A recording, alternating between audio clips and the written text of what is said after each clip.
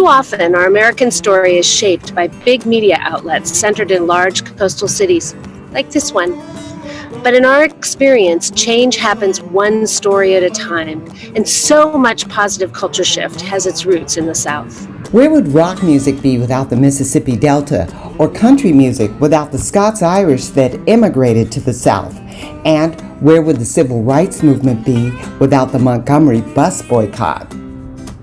So we are planning a road trip to explore today's rich tapestry of Southern culture, where positive change is being forged by individual Southerners who are defying tradition and all kinds of other obstacles, one story at a time. On this road trip, we'll be looking for some paradigm-busting changemakers, people who are literally breaking down the status quo in their local areas.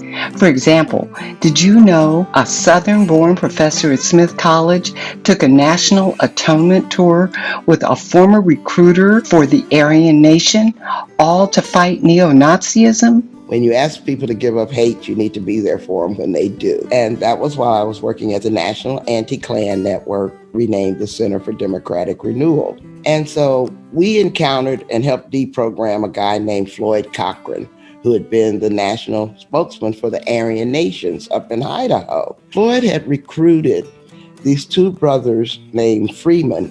They were like 16 and 18 when he brought them into the Aryan Nations.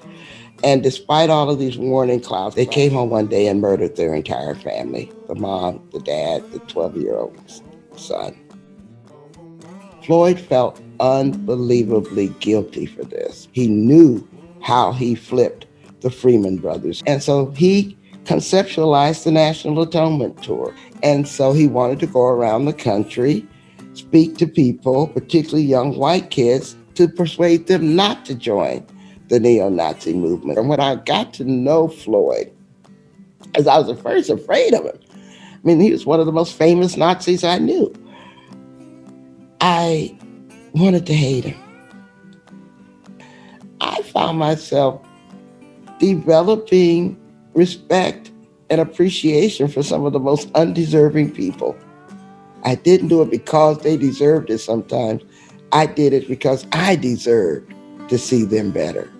Our idea is that by sharing stories like Loretta's, we can all be inspired by folks that have defied the status quo and discover how micro-initiatives can shift mass culture.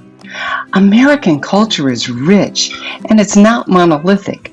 So by getting out of our northern urban bubble, our mission is to find ways of rediscovering our common bonds and shifting the things we thought we couldn't change.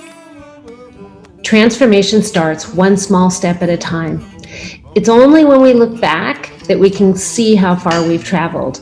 Our cultural history and headwinds do slow us down, but it's our resolve to progress in small ways that creates big movements.